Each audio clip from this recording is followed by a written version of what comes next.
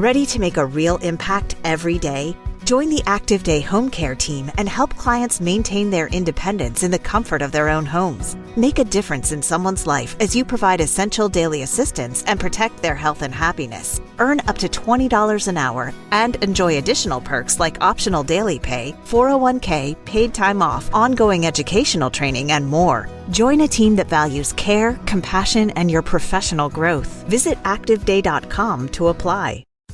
Okay, so work's done and you're craving something spicy and salty. I know. What I do is snack on Blue Diamond wasabi and soy sauce flavored almonds. They're so good, and almonds are a superfood. Don't deny your cravings. Eat them. Blue Diamond almonds. Crave victoriously. Okay, so you're between meals and you're craving something sweet, right?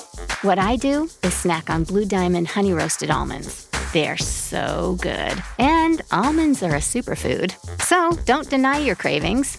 Eat them. Blue Diamond almonds. Crave victoriously. Miss me with that bullshit. That bullshit. You ain't really wild, you a tourist. A tourist. I be blacking out with the purist. The purist. I made 100,000, I freaked it. I freaked it. I made 500,000, I freaked it. I freaked it. I bought an 87 for the weekend. The weekend. This ain't what you want, this ain't what you want. This ain't what you want, this ain't what you want. La-di-da-di-da, slap-a-mina. This is a lover, like me and liquor. La-di-da-di-da, motherfucker. Chitty-chitty-bing, murder everything. Bitch, I'm on a roll and I put that on them things, yeah. Miss me with that bullshit. You ain't really wild, you a tourist. I be blacking out with the purist. Welcome, reporting live from Wakanda is Jaden XD. Wakanda forever. I am your host, X Deku. I am your Dora Milaje. Yeah. Commandress. Yeah, Commandress. The Mary Jane Mommy. Yeah. And we have a special guest. Tatyana Jenene is bike. Yep. Yeah. Of the Jabari tribe. Yeah. Of the Jabari tribe, Casanova Set Trippin' is the hardest song coming out of Brooklyn right now. Yeah. Wakanda forever. Wakanda forever. Welcome back. Thank you for having me. Yeah. No spoilers. I'm not even going to talk about the movie. Just go fucking see it, and that's that on that. That's that on that. Yeah. So how was y'all's week? Actually, let's start with Tatyana Jenene. I have been burying myself in WWE wrestling documentaries. That's litty two titty. So I'm not even sure what's real life at this point because I have seen Shawn Michaels' ass in the last week. And how did that make you feel as a woman of color? Like a white man's whore. What is wrong? Have you never seen that video? With you? What video?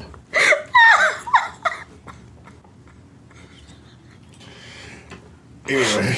What video? Pull it up. Do you have it? I don't think I have it. Oh, man. I think I'm cute. I know I'm sexy. I've got the looks. The drive to go wild. I've got the move that really move. I don't know. Shawn Michaels makes me feel a way that is just not what I expect to feel about Shawn Michaels. Shawn Michaels. This is a white man. I mean, a country Dallas Cowboy fans, hair down to his shoulder, blonde, ashy blonde, muscular white man. I'm about to show you. He did play. I was watching this interview with him and Bret the Hitman Hart, right? And how their fake WWE feud turned into a real life feud. So then he was talking about how he didn't feel like Shawn was for the company because Shawn did Playgirl in 1993. here's Shawn Michaels' Playgirl thing. That's what I'm saying. Like, I had a lot of emotions looking at it, and I just didn't know how I felt. And when you see him, Shawn Michaels, okay, so Shawn Michaels was a wrestler. He was an amazing wrestler, right? But Shawn Michaels' story or his character, Shawn Michaels, the wrestler, was basically a male stripper that will beat your ass. His outfits gave Magic City on Thursday. They were very shiny and glittery, and the nipples would be out. Oh, very Magic Mike. Yes. Okay. That was him. Like, the beginning of his entrance song was a woman moaning. Ha, ha, ha. Well, then it's not surprising that he did play good. Right. Not at all. No, not at all. It's just, I've had these romantic feelings towards Shawn Michaels, and I don't know how to feel about it. You need to go see Black Panther 4 more times. 4 more times, right? Yeah. But then, like, then I watch wrestling on Monday and Tuesday, like the new wrestlers, and then I see black men who are muscular and nice and tight booties and just muscles and I'm gonna have to do you like shiny they did and Kathy sweaty. Bates And then I get happy again and I feel better. Nah, I gotta do you like they did Kathy Bates in American Horror Story. I gotta tie your ass up, put you in front of a TV. But ask XZ. XZ comes to my house and watch wrestling sometimes. He can tell you about the black men of the WWE. They all fine as hell. Yo, cause Finn Balor. And the white men too. Finn Balor is from Ireland. Stop saying that. I'm sorry. You have to face the fact that he is Irish with a whole ass Irish accent. And he is fine as hell. He invented the color burgundy. No, that is a the cool body ass. is just cut and he's just like, dude. Yeah. He a cold ass honky. I'm not gonna lie to you. Fine. But then you got black people like, well, not the New Day, but then you got black people like the Usos, which I guess they're not really black because they're the Rock cousins. Tribes of Wakanda. But they fine as hell. No, them niggas are fine. Them niggas are fine. Yeah. Fine black men are not dead. They're in the WWE.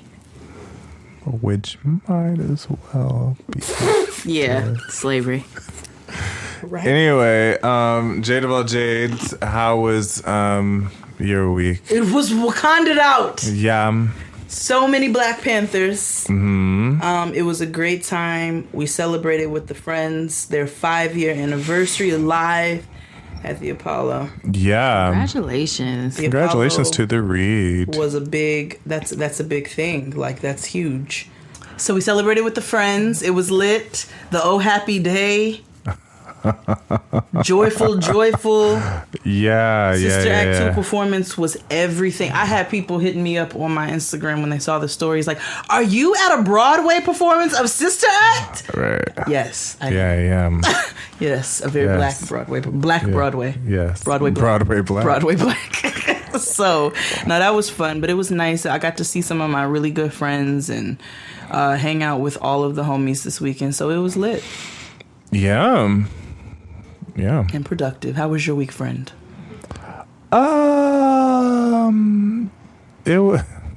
Are you still being a mean black bitch at work? I'm glad you brought that up, but I'm gonna save that. So we went to the Apollo. We had a good time. We had a wang dang doodle.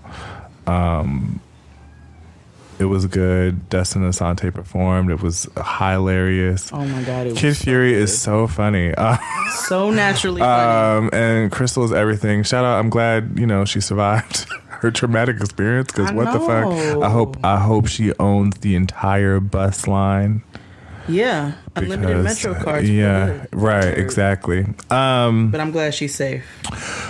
I do want to say that going to the Apollo, there's one thing to go to the Apollo, and then there's to be backstage and stuff like that. Like, it was really moving. Like, not only have our friends have made it, but even when your friends make it in our type of friend dynamic, we kind of all like share a part of it at some sort of whatever, right? Proud. So it was just like, nigga, I'm backstage at the Apollo. Yeah, it was crazy. Like, I was like, yo, nigga, like. I was like, oh, the wood, the log. Oh, did you touch the log? I swear on the way past. Yeah, I couldn't because I don't want to be mean and say bad things about the staff at the Apollo. Fuck the staff. Okay, well, good. I'll say it. But they all have prison GEDs. So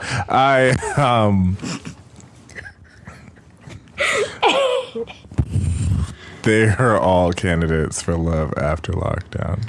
I'm proud of my friends for the performing of the legacy of the Apollo. Yes. Amazing. The staff is not good. However, shout out to the bartendress who recognized me. That's not the Apollo staff. That is the staff of Great Performances. Well, shout out to Great Performances. You are a lovely, lovely organization. Well, the young lady that served me drinks, she was rather lovely. She looked like the new Zola. Oh. Mm-hmm. Oh, that's Nola, cute. not Zola. Nola Darling. That's we what know. I mean. We know. Yeah. Zola is the little black baby Meredith Grey guy. Anyway. I was thinking about Zola with that Twitter story. Oh no. That was Zora. Okay. That's no. Anywho. I'm back. Yeah, my weekend was great. I celebrated. No, I'm not going to talk about that. Okay. But yeah, I had a good weekend. However, remember last week I said, watch me get an email about my conduct at work, because if you did not listen, I am being the UBB. Or ABB or ABG, UBG at the office. Yeah. And not only the day that the episode posted, because it happened on a Friday. Mm-hmm. As soon as I posted the episode, because I did it from my office, I get an email. Hey guys. And, detailed some things about not only my conduct, it was a general email. Okay, so everybody in the office acting up. My whole team is, all my team. Yeah, we're all people of color, and we're all just angry. Fed the fuck up. Come on, Solange. Yeah. Weary. Yeah, today. And my manager was like, please, I don't want to have this conversation again. But they're just being. We were just like, LOL, okay. But best believe we kept that same motherfucking energy on today, all day. And you're not about to change. And I'm now about to start barking at you. So. Yeah, exactly. As soon as you start talking to me, ooh. Right. So Jabaris, y'all got to be the Jabari tribe at work. I'm about to get everybody. I don't even bark. I just ignore. I just be like, oh, like the white woman I sat on. I just don't see them. Yo, I almost ran over 8 of them in the street today. I saw you exactly see what I you mean? were talking about. You see what I mean? It's But not just me. Like when you see Black Panther, like white people just like, you know how when you fly into Wakanda National Airport? Yeah. Wakanda International. Where there's the food court is lit. Yeah. But you know how it's invisible. Right. Like that's how it is. It's just how it is. Just there. But how they told that white man he can't speak. That's what I told them white people today. I was like, you cannot walk. And I stepped on the gas. Yeah, like white people just poof, gone. Yeah, it was crazy. But that was my week. We had the day off. It's amazing what you find when you clean out your roaches. What? What was it? What was it? But anywho, I do want to share this story about Middle America. So I was on a staycation. Yeah, you were.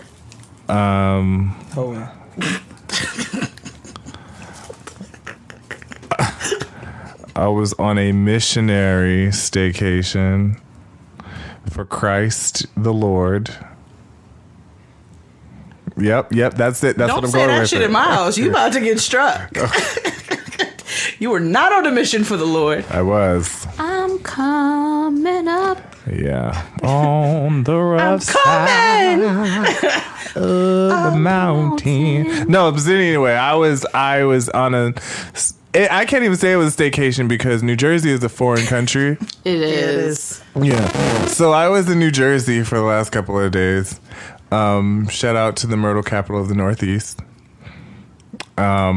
Is it still the murder capital of the Northeast? I don't think so. Maybe it's moved to what? Like maybe Chicago, Baltimore. Baltimore's went Detroit. down, actually. Good. Baltimore has gone down. Baltimore's gone down. I haven't looked at Flint. I also feel like Chicago's gone down too.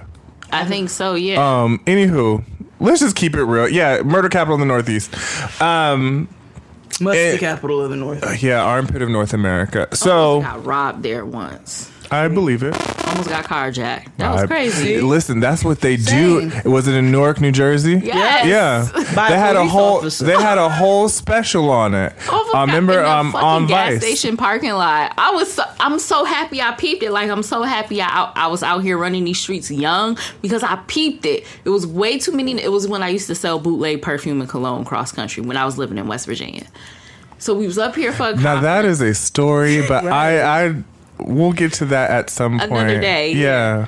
So, We're just gonna interview you one day. We are. Yeah. Please. So I was Please. I was in Newark for a conference. Our home place was outside. Newark. So there was conferences for this bootleg perfume and cologne company that you sold out of your.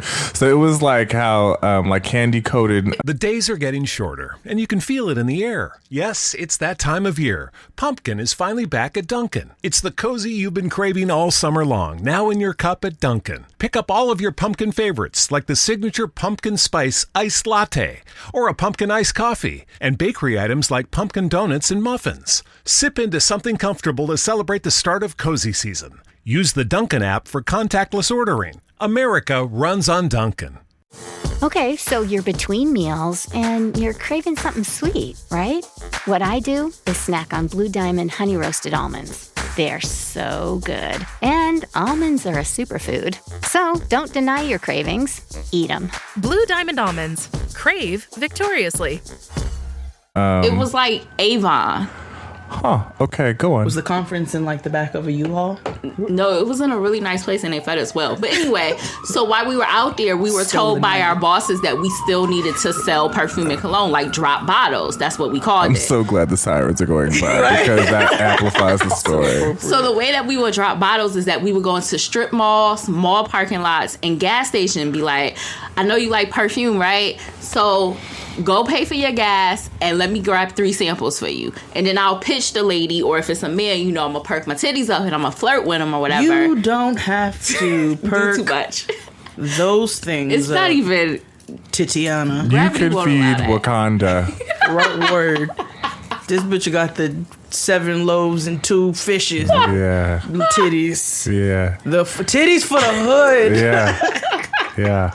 But, like, I would pitch guys and, probably, like, you can upsell them. We have to give $20 back to our boss. So anything we made over $20, which is the cost of the bottle, anything over that, we can keep for ourselves. So I used to drop bottles on men, especially old men, for, like, $50, $75. Yeah, they don't mind stinking. Yeah. And, like, Hugo Boss. That's what I'm selling them. Bootleg Hugo Boss. So anyway, we were in Newark and I dropped on this dude, this drug dealer dude. I dropped on him. He paid me. I told him $45. He gave me $45 and then he gave me another $20 because I had a cute smile. Whatever. Put the money in my pocket. The rest of the girls who were in my car were selling to these dudes, but something didn't feel right. So I turn around, I see a dude walking weird across the street. I looked at the dudes and I look at them kind of looking at me, but while talking to the girls with us. So I was like, yo, we gotta go. Get in the car, we gotta go. And as they were leaving, I was like, yo, get in the car, we gotta go. So as the girls were getting in the car and we were getting ready to pull off, it was like a whole Wu-Tang of niggas coming close to the truck. And I was like, nah. I ran a whole fucking light and shit. Yeah. Yeah. So you wouldn't get robbed in Newark. Yeah. Because, Nikki, you wasn't about to be here. Because they was going to take our episode. money and all of our bootleg perfume and cologne. So we would have lost our fucking jobs. Or your lives. Or your lives. Right. In the fucking car. That sounds like that audio book that we had last year that we were listening to with the pimp. Mm-hmm. That sounds like Slim. Yeah. That sounds like it. You also sound like you were a pimp because you got the girls together. The girls you were in charge of the girls. Actually, that time I was, because every time you would do an overnight trip, there would be one person. This was who overnight. Has to you see, this sounds a lot like Hohen. This trip, it does. I'm not even gonna lie to you. This trip to Jersey, really yeah. This trip to Jersey was a week long from my boss's office in Greensboro, North Carolina, up to Jersey. We spent all to sell toilet water. Yeah. Bootleg perfume and cologne. Like imposter? Yes. Rendition. That's what it was called. And I learned so much about myself. Well, this episode is a rendition too, technically. But Hi, you want to buy some Donna Karen? Smells. The bottles literally say smells like Donna Wool Karen. Mist. Smells like, and they were like Wool Mist. Yes, it's like cashmere. They mist. were boxes that were different colors, like pink. Pink was Britney Spears' Fantasy. Beyonce's was in a red box because it was heat. Aqua de Gia was in a Aqua de Gia. Yes, water. It was water. in a dark blue case. And what about the Jean Paul Gaultier? Jean Paul Gaultier was a relic, and if you sell it, you better sell it more than $25. It was in a cream box with silver writing. Niggas love Jean Paul Gaultier. What? I would drop that, Versace, and Polo Sport. Niggas love that. You be in Polo South Carolina, and it's a Friday, the first Friday of the month. Drug dealers got their money. I remember I sold this bottle to a dude for $100, and he gave me the money, and the money was under his gun. Because the plug got to smell good. Don't nobody want a funky plug. Absolutely not. And then we would go to restaurants, and if like we would go to restaurants. That's why and I talk go to to gays, the workers. and gays smell like cereal dust. We would go to restaurants and talk to the workers, and if the workers couldn't buy any, I'd be like, let me tell you what, I'll give you this bottle of perfume and cologne for like 2 pizzas. And they would do it. I went to Pizza Hut, got 2 Meat Supreme pizzas. I feel like that would only work in the South, and it would not work. No, it didn't work up here at all. No. Anytime we went above, like everything. Anytime we went above West Virginia, like Kentucky, West Virginia was the cutoff for that. It didn't happen in Virginia. It didn't happen in Maryland. It definitely didn't happen in Jersey. But them niggas in Atlanta would probably love that shit. Oh, every time we went to Atlanta, I got into a fight. All right. Yeah. That's why they sent me to West Virginia instead of Atlanta. That's where I would fight. I just want to take this opportunity to say fuck Officer Peppers out of Newark, New Jersey. I want to make sure that he gets one of those from me every blue moon. So you guys go ahead and pass that message right on along. Okay. But I do want to talk about some good news, though, that I forgot to mention. So, I got some new jeans. Ooh, me too. Let's talk True Religion. Yes. So, this episode is sponsored by True Religion. True Religion has come a long way, and I really love them. I do too, and you know why? Why? They go up to a size 38. Let me tell you something. There's something for everybody. Yeah, because I got a lot of ass. For and, they craft everything from design to wash. And they're made with a softer fabric that keeps its shape and it won't fade. Because you know how, like, when you get, like, raggedy jeans and then just, like, after one wash, it's... No, not True Religions. They're great quality, and they believe that no matter what your body type or style is, that a true fit is out there for you. So, are you ready, y'all, to get the perfect fitting, most comfortable, most flattering pair of jeans? And not just jeans, t-shirts, dresses, and jackets. Yes. So right now, True Religion is giving our listeners $50 off a pair of jeans when you use our code JXD at checkout. So do what I did or what we did and go to truereligion.com and enter our code JXD for $50 off your order. Go to truereligion.com for complete details. Yes. So we're so excited to give you $50 off on some good jeans. Don't be out here raggedy. Like, it's hot. Like, it's starting to get warm. You got to stun on them with some Trues. Some Trues. Bring it back. Use the code JNXD. Yeah, JXD. Yes. Let's take a break. We're back. Like cook crike. Hey. This week, because it's the last week of Black History Month. Oh, I'm so sad. I know. Not really, because it's forever. Yeah. This has been one of the best Black History Months in a really long time. Yeah, it really has. So we want to give you alternative Black History facts. Hey, hey, hey. Yeah. If you have not heard, because we have a lot of new listeners since then, might want to go back a year and listen to Alternative History Facts Part 1. Now, keep in mind, they are facts that are alternative. It may be true, it may not be true. Oh, no. Yeah, they're true. You just can't find them on Google. Yeah, because Google is a tool of the white man. See, they don't want you to know the history. They don't want you to know the real. They don't want you to win. They don't want you to win. No. Mm-hmm. No, but it's okay. We really love Google. Shout out to you. Yeah. Yeah. Follow me. Yeah. So neither of us know what stories of history facts that we are going to share, because it's good to tell the stories and keep traditions alive. We need to pass these down to generations from the next Playboy Cardis and Cardi B's, so that everybody can jam to their own music. Yeah. Whilst eating popcorn. Yeah.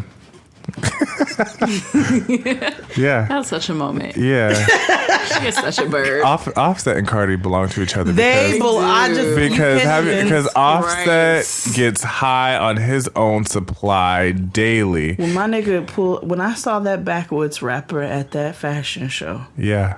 I said he rolled up right there and lit up right next. Right there.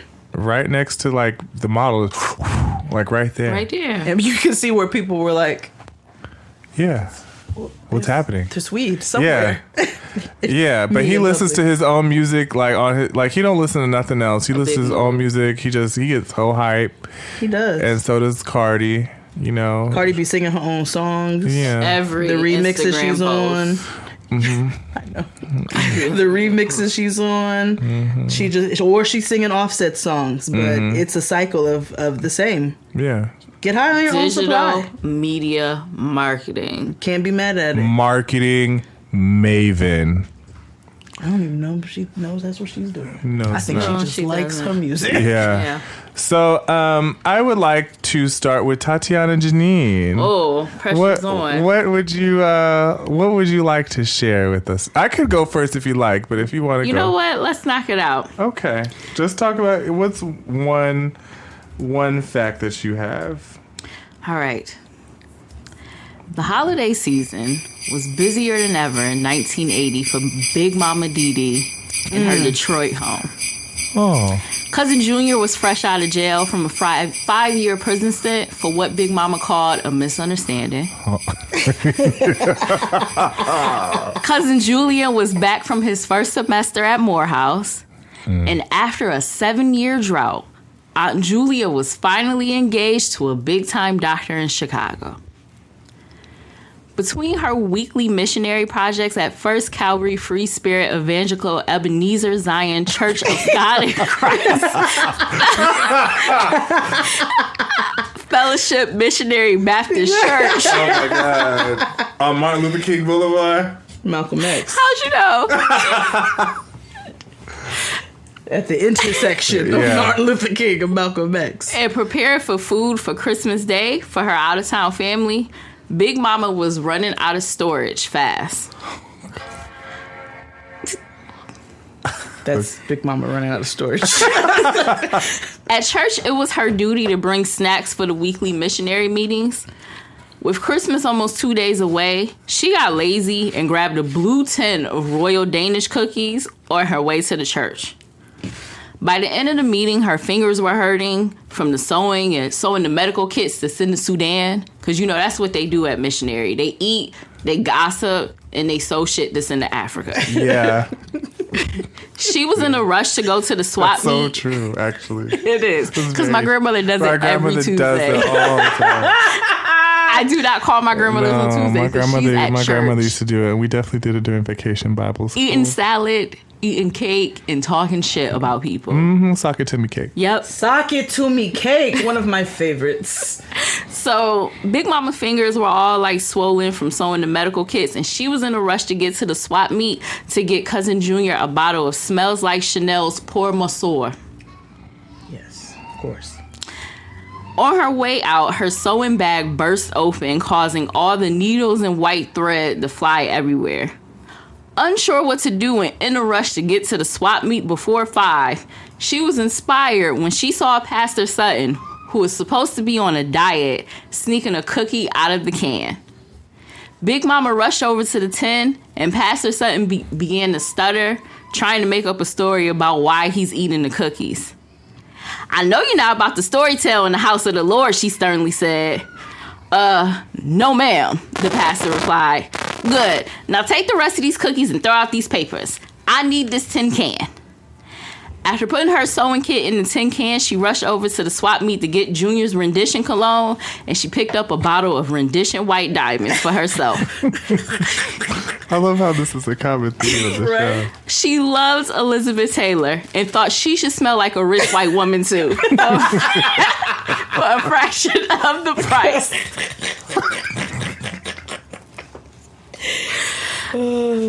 Before I continue, I just want to say I'm available for hire for writing. Yes. Anyone is hiring. Tatyana is the writer. Yeah.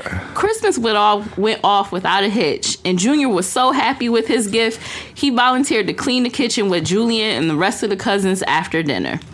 While Big Mama rested and watched A Wonderful Life on NBC.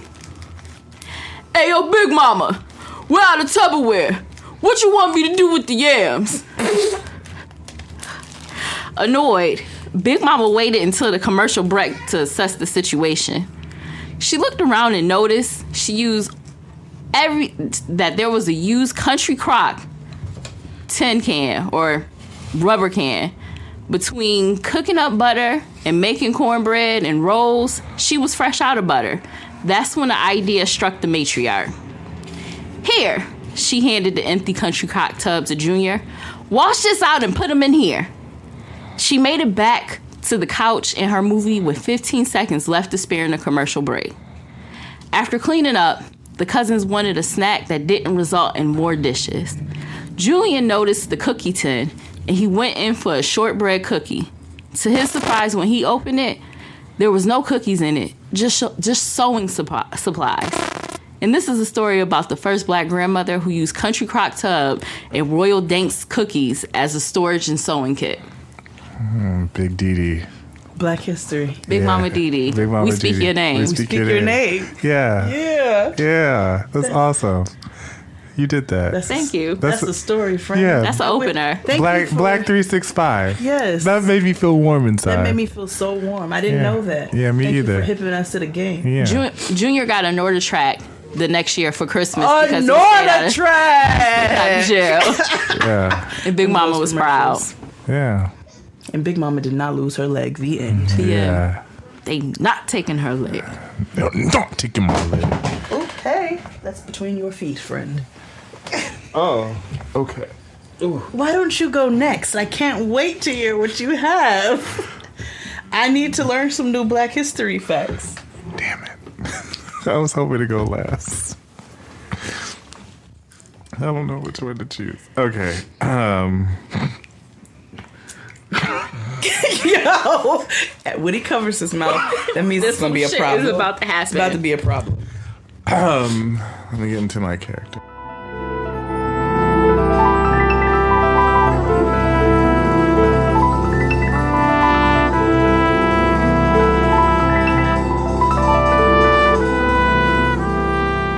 Mabel Simmons, also known as Medea, of Biloxi, Mississippi, needed a job. I knew there was going to be one in here. She left a good job in Memphis and pumped a lot of tanks down in New Orleans. However, she never saw the good side of the city until she hitched a ride on the Riverboat Queen. Medea, with her newfound appreciation for the finer things in life, decided that she needed to afford the lifestyle she desperately wanted to have. She called Exxon, Texaco, Mobil, and all the other oil companies and would ask, "Is y'all niggas hiring?"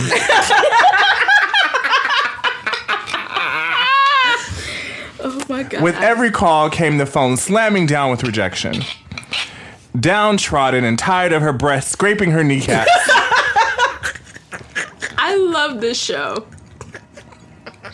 That's how I walk. She hoisted them up and put down her pride and called her daughter Cora. What? I noticed it. Why are you doing this? Biloxi and a Cora in this. Why are you doing in this? this episode? Why are you doing this? Who had a good job working for the city.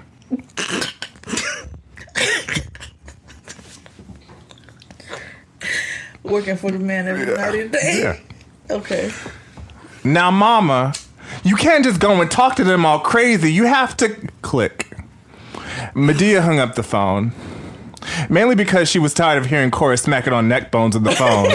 But she knew what she had to do.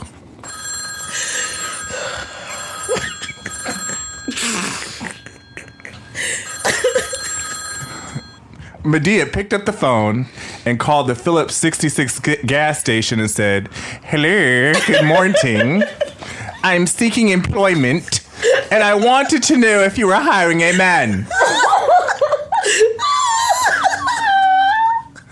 And we salute Medea today as the first person to use their white people voice on the phone.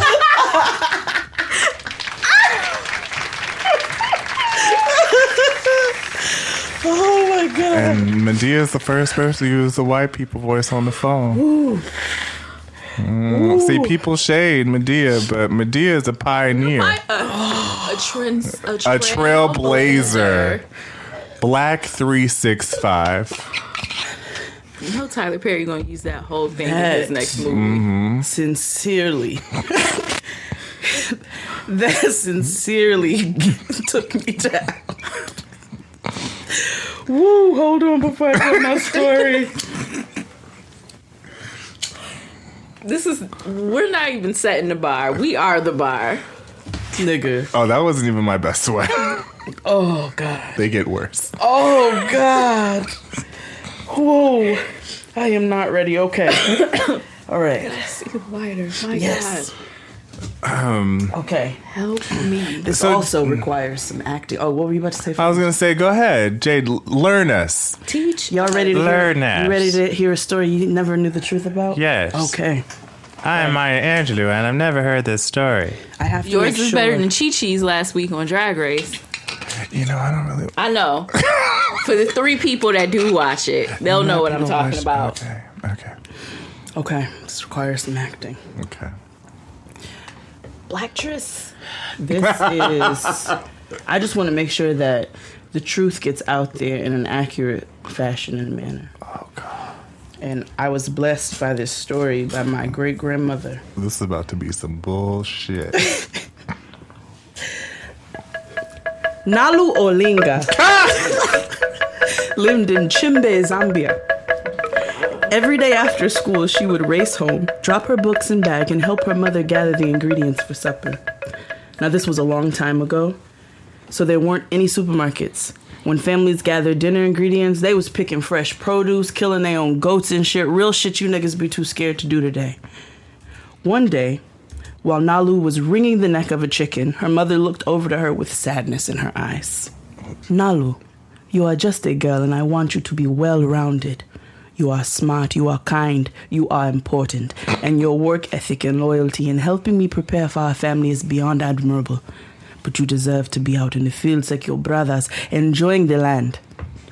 Nalu's arm fell with the limp chicken in hand. She felt an overwhelming amount of guilt because every day as the instructor would end the lesson, her friends Tandy and Bintu would ask her to join them to play. And every day she told them she had to go home and help her mother, but she wanted so badly to say yes.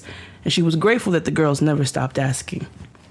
She thought maybe in some strange way her mother might know how badly she wanted to stay and play, but her mother gently walked up to her, took the chicken out of her hand, and said, "Nalu, The sun can wait for a few more moments. Go wash, find your friends, and enjoy yourself before dinner.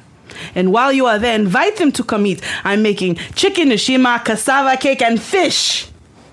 Nalu saw that her mother had no sadness in her eyes, so she leapt to give her a kiss, ran to the river, washed well, and ran to find Bintu and Tandy. Bintu and Tandy were taking turns on a swing they made from an old rope and tied to a tree. They were so happy to have Nalu join them that they didn't mind letting her jump right in and have a turn. Just jump up and swing your legs. You will begin to go faster the harder you swing. It's so much fun, exclaimed the girls. Now, what I forgot to mention was Nalu was the Khadijah of the group, a little more brolic than the other ladies. No shade, just facts, no printers. She jumped on the rope like the girls said, and snap, it broke in two. Nalu began to weep, and the ladies gathered to comfort her. It is okay, Nalu. We can make a new game. It is time for a change. I was growing bored of swinging anyway, said Bintu. Nalu felt better, but what were they to do with 2 pieces of broken rope?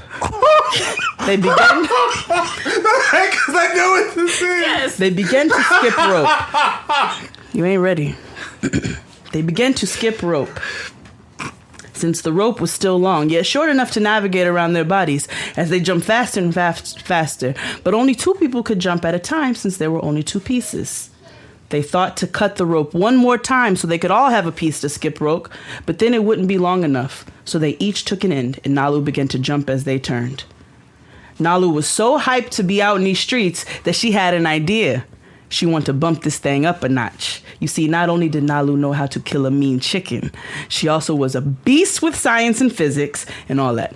So she figured out if the girls turned the ropes inward at the same time, she could calculate exactly when to jump. Tandy and Bintu were hesitant, but Nalu knew she could make it work. They began to turn the ropes with rhythm. They even sang a song they learned in school to keep the rhythm. Colonizer, colonizer, don't come to my land. Colonizer, colonizer, I'll cut off your head. The rhythm went on as Nalu swayed back and forth, waiting for the opportune moment. Oh my God. Finally, she jumped. She jumped to the rhythm of the beautiful tunes of her sister. She even hopped on one foot and turned around and had fun with it because black girl magic. And as the sun began to set, the girls headed to Nalu's to enjoy her mother's mini feast. They sang songs along the way, and then Tandy asked, "What shall we call our new game?" Nalu said, "Devil Dance, because we are stomping on the devil." And everyone nodded in agreement. The girls began to play devil dance every day after school and on weekends. They got really good. They even began to write original songs to accompany the challenging but fun game. Devil dance spread to all the children in the school, then across the village, the country, and then the continent. One day, a girl named Rebecca moved in from the Netherlands because her father was scouting for stuff. She learned of the devil dance and attempted to take it back home when her father found what he was looking for. She tried as best as she could to imitate the effortless moves of the girls of Chimbe, and even though she got the technique down, the effortless grace just wasn't there. Regardless, she renamed the game Double Dutch and taught all the girls of the Netherlands. It got so big, Rebecca opened Double Dutch schools in Germany and Holland. She hosted Double Dutch competitions, knowing that the girls of Chimbe created this game and she stole it and they would never know. Years down the line, a few people from the Netherlands migrated to the Americas, California to be exact.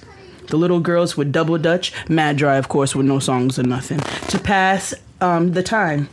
One day a little girl named Akila from Compton walked up to the girls. "Give me them ropes, y'all don't know what you're doing." And she killed that shit naturally, just like her ancestor Nalu did back in the Gap. You see, Akila took the 123andMe test, 23andMe, and she figured out that she was from Chimbe. So she's got to be a descendant of Nalu. She sang songs and everything. And that's the story of how black people created Double Dutch, white people tried to steal it, and we reclaimed our time and took that shit back. Brava.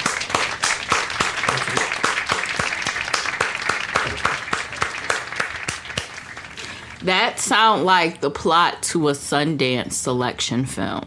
Something that they play on the Sundance channel. Yeah, nigga, I'm picturing that shit in my white lady voice. Like, the premiere would be at Landmark Theater. Rest in peace. Word. So it's my turn, eh? Yeah, what are you doing Before over we do there? that, let's take a break. Tatyana, Jenene. Well, I'm going to keep with the theme of white people stealing shit and tell That's something what that's they do. actually based on a true story. Everything in here is factual and can be confirmed. In 1948, a young Alabama farm boy named John Young moved to Buffalo, New York during the Great Migration.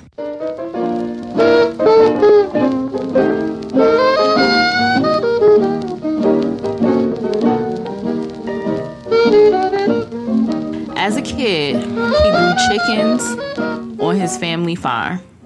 So he knows everything about every single part of the chicken, which pieces are good for stock, which pieces are good to eat, so on and so forth. So when he moved to Buffalo, he began working at This is actually a real story. No, this is a real story. No, I know. He began. I just want to preface that. Like, this is a real story. He began working at the Colonial House restaurant, and he opened 5 of his own. After hearing about businesses in D.C. doing well selling the chicken wing portion of the chicken by baking it and selling it, he decided to take the undesirable at the time meat, because chicken wings used to be dumb cheap because they were only considered good for stock. Right. And then white people like oxtails make oxtail cheap again, yo. Yeah, oxtail is mad expensive a pound. Yeah. Oh my god, I'm so depressed. Should be like $17 a pound. For no reason. This? I picked up a thing for $23. It was only 4 oxtail in there, and they were like really. There was no meat on them. It's stressful. Anyway. Just get neck bones then. Like, what the fuck? That's the next thing they're going to take. I better know. Not. I will go to war. If white people try to take smoked turkey necks, I'm going to war. Anyway, so after hearing about the DC restaurant, he decided to take the undesirable meat and put his thing down, flip it, and reverse it. So he took the whole wing, he breaded it, he fried it, and he dipped it in a spicy, tangy sauce. That's kind of like mumbo sauce, but it's more spicy than sweet. He started selling it out of his historic restaurant, Wings and Things, located on the corner of Jefferson and East Ferry. For real. Right now, switch your family to T-Mobile and get 4 lines for $25 a line with AutoPay and 5G access included on America's largest 5G network. So don't wait. Get unlimited and nationwide 5G access for the whole family for just $25 a line. Visit a T-Mobile store or T-Mobile.com today. Plus taxes and fees. Customers may notice lower speeds and further reduction if using over 50 gigs a month due to data prioritization. Video at 480p. Unlimited while on our network. Qualifying credit and 4+ lines required. Capable device required for 5G. Coverage not available in some areas. Some uses may require certain features. See T-Mobile.com. Okay, so you're between meals and you're craving something sweet, right? What I do is snack on Blue Diamond honey roasted almonds. They're so good. And almonds are a superfood. So don't deny your cravings. Eat them. Blue Diamond Almonds. Crave victoriously. Because I used to go there all the time. As well as his other 4 restaurants in 1964. He described his secret tomato-based sauce as something highly seasoned as opposed to spicy. But niggas love spicy food. So, of course it was like that for him. Celebs and locals alike came to all 5 of Young's restaurants to get 10 wings for $1. What? 10 whole-ass wings dipped in sauce, fried, and breaded for $1 in 1964. Crazy. In 1970, he moved to Detroit, opened a few more restaurants, and then he moved back to Buffalo. When he left Buffalo the first time, he gave his brother most of his restaurants. The only one he kept was Wings and Things.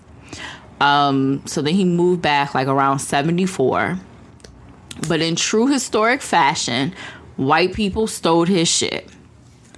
The Anchor Bar, located in downtown Buffalo, started selling their own version of the wings. Teresa Belmiso has been credited as the inventor of the wing. She, along with her husband Frank, opened the Anchor Bar in 1935. But there are at least 3 conflicting stories from Teresa, her husband, and her son about how the wing came about and when they started selling it in the restaurant. So according to Teresa, in 1964, she deep fried the wings by cutting them in half. And she did it because her son Dominic and some of his friends came in on a surprise late night visit from college. She said she needed something quick and easy to cook. So she fried the wings, cut them in half, and dipped them in a butter-based cayenne pepper sauce. Cayenne. Thank you. Appreciate you. According to her son Dominic, on a Friday night in 1964, Teresa invented the recipe after the Anchor Bar patrons were buying a lot of alcohol, and Dominic wanted something nice for them to eat at midnight Saturday morning when the Catholic people in the bar were able to eat meat again. Because of where it's at downtown, that's a mostly Catholic, white Catholic section until they built them projects over there. Well, yeah, because I go finish the story. So according to Frank's husband, according to Frank, Teresa's husband, there was a misdelivery of wings instead of chicken backs and chicken necks, which they used to make their spaghetti sauce. Faced with the unexpected, What? Is that a thing? I guess that's an Italian thing because they are Italian. It's not. It's not. Am I? No. Well, he claimed that they used to use chicken backs and chicken necks in his spaghetti sauce. Okay. Maybe like a ragu. I don't know. Maybe. I would figure. I would hope it'd be like a ragu. grandmother doesn't. I don't know. I don't eat there. I do not fuck with the white man down there. So when he got them, he told Teresa to do something with them, and instead of using them for stock, she fried them or whatever. But in newspaper articles about the Anchor Bar, there were no mention of the bar selling wings or anything of the such before 1974. Okay. However, their competitor, Duff Wing Bar or whatever it's called, began selling chicken wings in 1969. So the Balsamos give credit. So Young gives like Teresa the credit for chopping the wings in half and then serving them with like blue cheese, carrot, celery. You know how they whatever. But up until his dying day, he was still fighting to prove that he was the true inventor of the chicken wing. But although he's passed, his brother Paul, his widow, and his daughter Linda retain ownership of his recipe. And they used to sell them at Paul's restaurant, Taste of Soul, but Taste of Soul closed like maybe 4 years ago. Really? Yeah, Taste of Soul closed about 4 or 5 years ago. And that's how the chicken was truly created. How the wing, buffalo wing, if you will, was truly created. Real.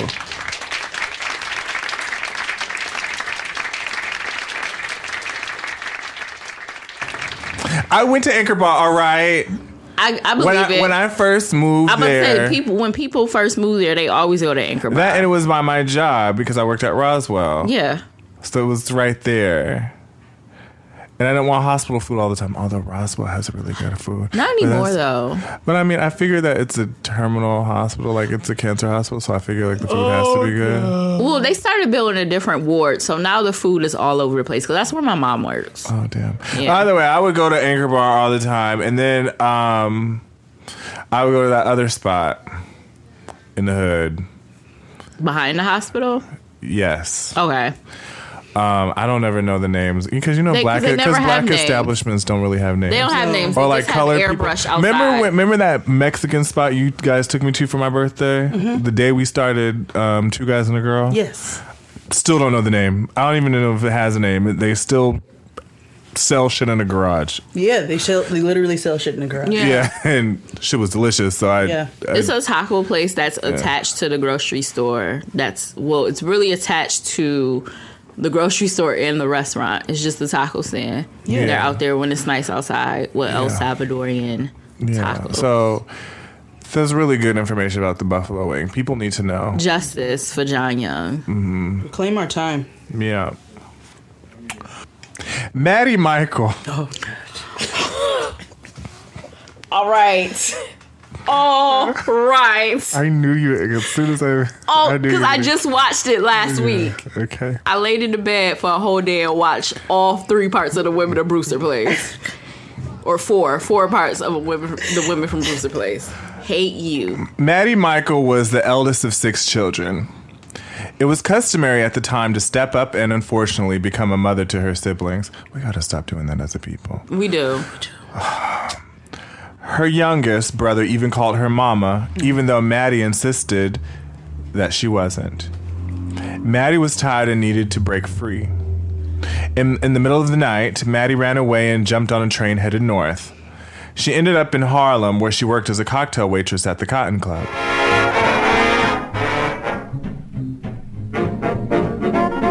All the stars would come in for the cool vocal stylings of Ella, Sarah, and Lady Day. Maddie caught the eye of Big Suge, Muscle, a notorious hooch distributor from Detroit. Suge asked her to dance, and the rest was history. They were so in love and everything was perfect until it wasn't. Ain't that it? Mm-hmm. Maddie became pregnant.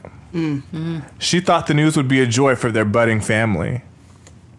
Nah, hell, that ain't mine. I pull out every time. You out here flim-flamming and humping everything around you. Flim-flamming. Suge disappeared, leaving Maddie to give birth to her only son, which she named Basil.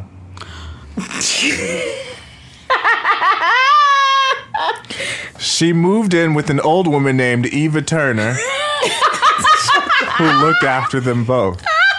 You're an idiot. Who the daddy of this child, Maddie? Word on the street, you was loose in the caboose.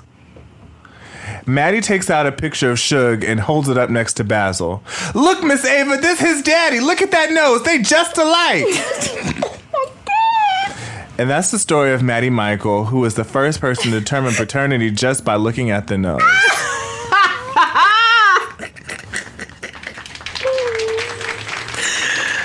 Oh, alternative Black history. All right, you ready for the next one? Yeah. Ebony Simone Robinson from Detroit was one of the flyest girls in school. All of us have stories about Detroit.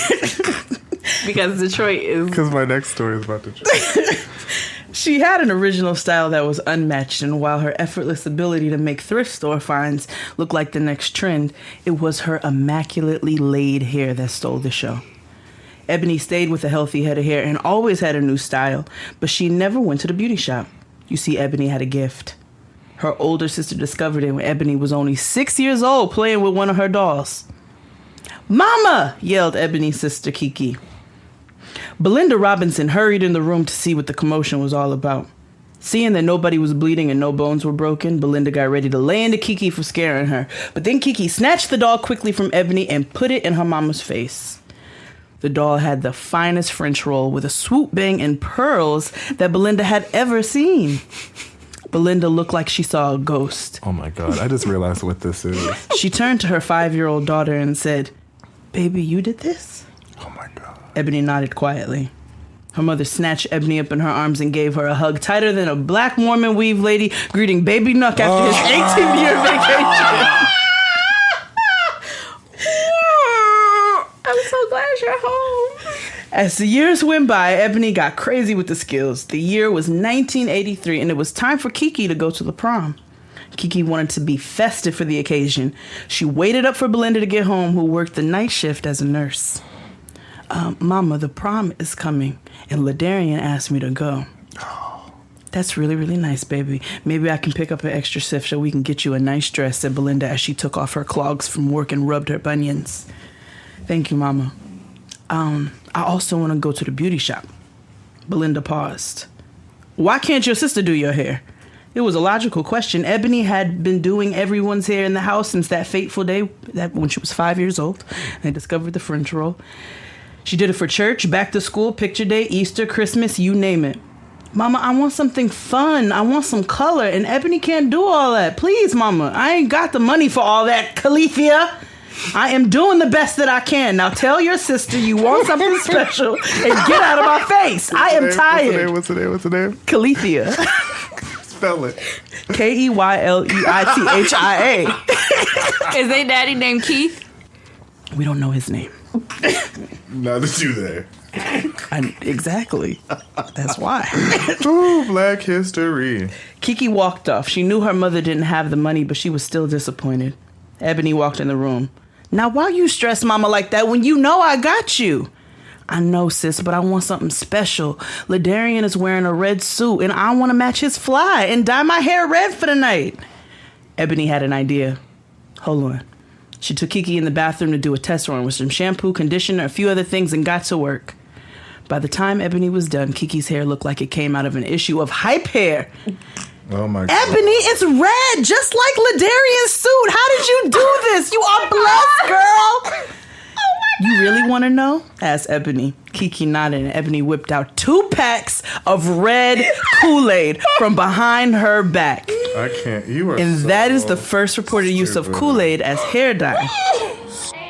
Kool-Aid, a 5-cent package makes 2 quarts of Kool-Aid, Kool-Aid, 9 great flavors, the drink you love. Kool-Aid, Kool-Aid, For the very best drink you ever made.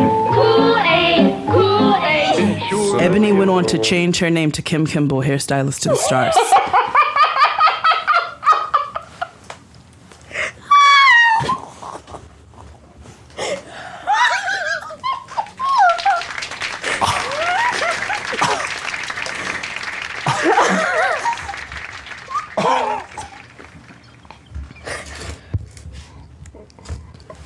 I don't know what to say.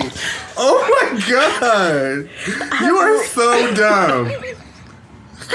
I have real tears in my I was not prepared for that ending.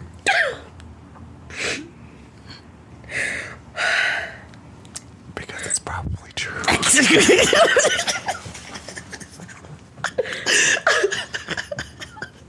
I have real tears coming down my face. Here, friend. Oh my God. Here you go. Oh boy. Oh, my Lord. Okay. So, wow, I have to follow that. We have our last Black History fact. Black 365 McDonald's. I have to really follow that. Yeah. How? One more piece. In not a place called Detroit, Michigan. On a hot and muggy evening. This is Baton Rouge. In July of 1992. Let's just say Sumter, South Carolina. Okay, cool. Let's say there.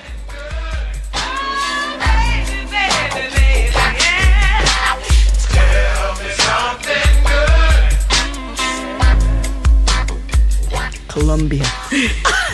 It was a hot and muggy evening in Sumter, South Carolina that July night in 1992 when Marcus Jackson Jr., that's spelled Marquess. Oh. Come on, Jackson Jr. Marcus Jackson Jr. made history. His mother picked him up from summer camp at the Boys and Girls Club after spending a long weekend at his Nana Mary's house. After spending the day playing flag football, basketball, Uno, and checkers, 8-year-old Marcus only had one thing on his mind: dinner. Once he was in the car, his mother, Alexis, spelled just like that, said, "Your father is working late. What do you want for dinner?" Without a hesitation, Marcus replied, "McDonald's." Oh my God. Alex, tired from work, and Alexis being tired from work and broke from paying the electric bill, was not in the mood to sit in a long after work prime drive time hour. She replied, "Do you have McDonald's money?" Expecting that age-old question, Marcus sat back silently and created a master plan.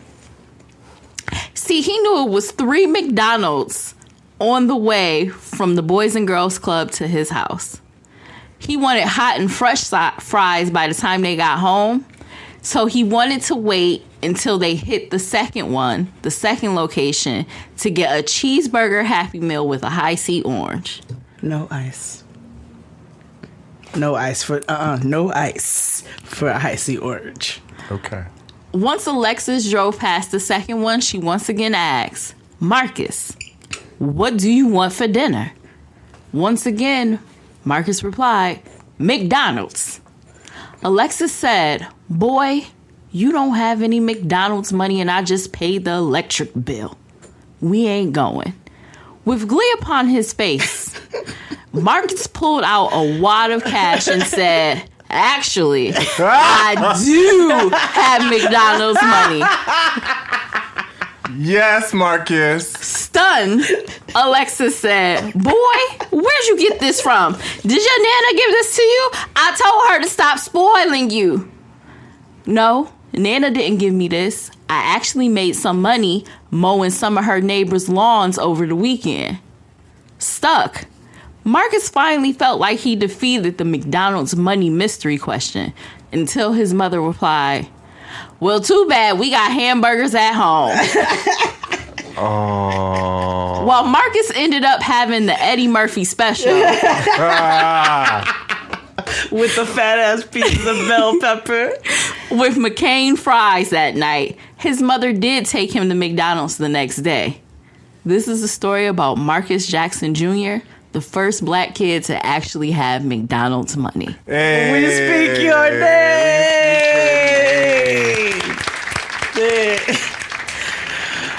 Oh, wow.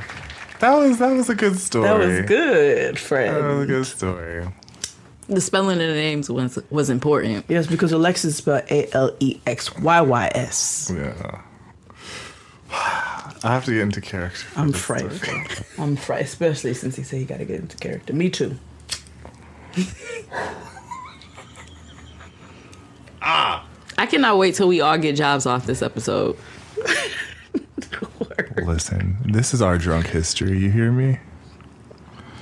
Shout out to Crystal. Yeah. Yes, it was so good. That was so good. But I have to rewatch it because the cable kept going in and out of. I was in New Jersey.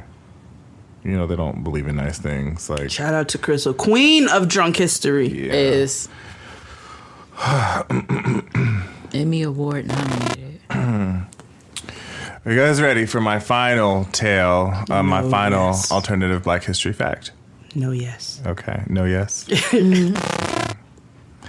At the turn of the 20th century, Harold Butler was headed to the juke joint to love upon his sweet love, Clementine.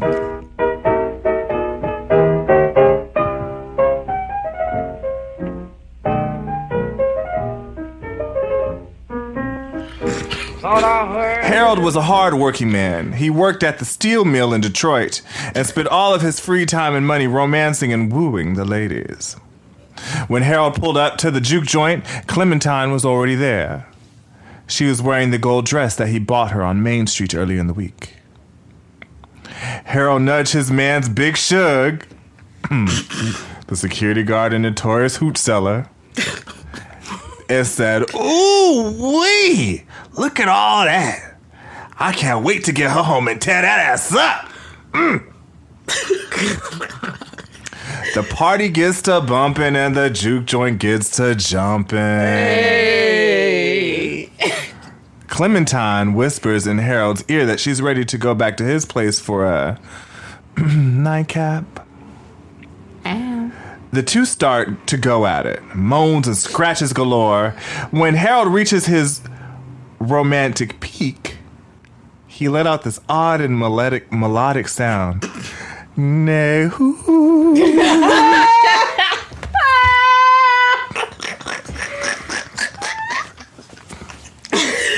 No.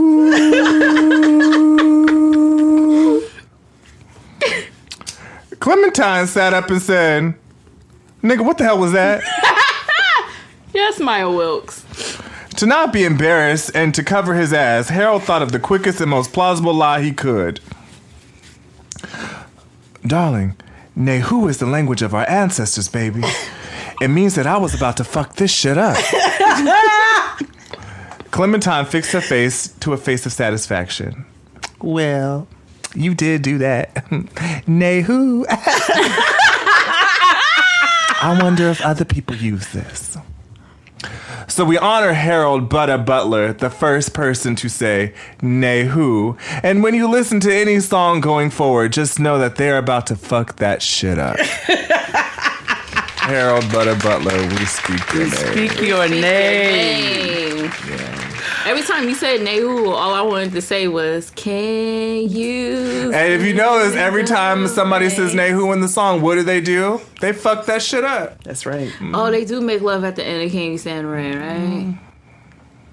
This is half alternative and half fact. Okay. Lonnie Johnson of Mobile, Alabama, was an asphalt construction worker. Every day, to and from work, he would pass a group of whites who would harass him. Sometimes they'd spit on him, let their dogs loose, or just flat out jump him. One day, on his trek home from his place of business, the whites stopped. It was about 4 or 5 of them. They got in his face and it took it a step too far. As Lonnie walked away, wet with a sprained wrist, he was determined to make that his last interaction with the colonizers. He looked at them in their eyes and said, "I'm gonna get you motherfuckers." What the whites didn't know was even though Lonnie would trek back and forth to the asphalt yard, he was a genius. An engineer, to be exact. White people don't think we can do anything besides cook and clean and lay asphalt, when in fact we're doctors and lawyers and shit like that. But anyway, I digress. Wakanda forever. Oh my God. So Lonnie went home to get to work. He was gonna fix those white boys the right way. Lonnie, on one of his lucky work days, found a trunk of hollow guns and decided to save them, just in case. Lonnie went to work in his shed. He laid out some screws, drills, found an empty caulk gun and some black paint. He spent the night assembling and unassembling, reassembling and unassembling again. He worked through the night like a madman, but he was a black man on a mission. After getting no sleep and working through the night, he felt more energetic than ever. He loaded up the tool bag with his creations. Lonnie set foot to the asphalt yard. He was happier than a pig in shit, going through the workday off of no sleep. He was happy as hell. Finally, the workday ended. Lonnie was ready. He embarked on his regular journey home, and just like clockwork, the pink toes were exactly where they needed to be for him to carry out and execute the plan. The whites started in with the hooping and hollering, but this time he stopped, looked at them, and smiled. No words. Then he yelled out a phrase that he knew was going to be a fire starter. "Hey, whites, I fucked your sisters last night." And then he ran. Oh my God. He ran into this abandoned house on Hiccup Street, and then they followed him into the house. Is this what you wrote today? Yes. You don't want to hear the rest? Oh my God. There's a whole school. Like, oh my God. Now, Lonnie wasn't no fool, obviously. I told you earlier he was an engineer, but he also had common sense. Street smarts, to be exact. Once the whites followed him in the house and he pulled out his Mossberg and a baby Glock. Oh, God, of course. "Get in the corner and sit on the floor. Sit in a circle, backs against each other. Don't try no funny shit or I'm gonna blow your head off and put it on your mother's kitchen table."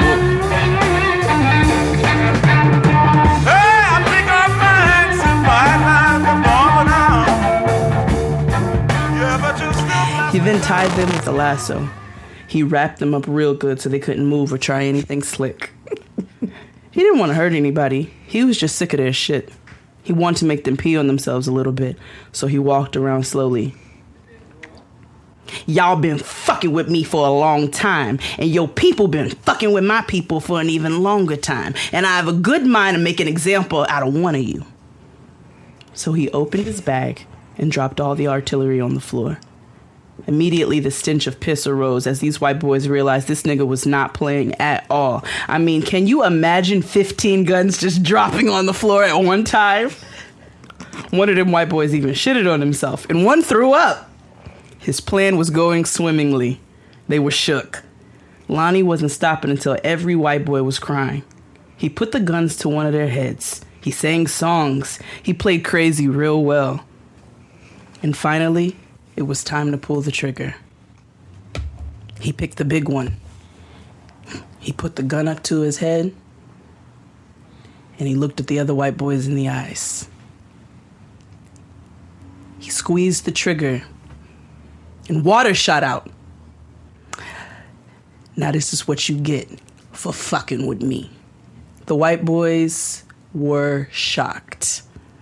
They sat there in puddles of their own urine and feces, vomit upon their sweatshirts and t-shirts. It's Mobile, Alabama. Nobody wears sweatshirts. But yeah, all over their tank tops. It was a glorious moment. And that's how the water gun was created. That's also how we discovered that white people smell like wet dogs. The end.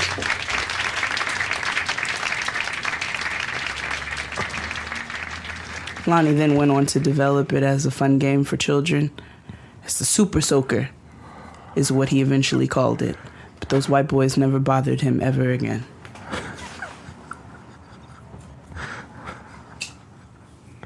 Wow. Okay. That was VV Dark, friend. And she wrote it today. Yeah. All right. Let's take another commercial break and we'll be back.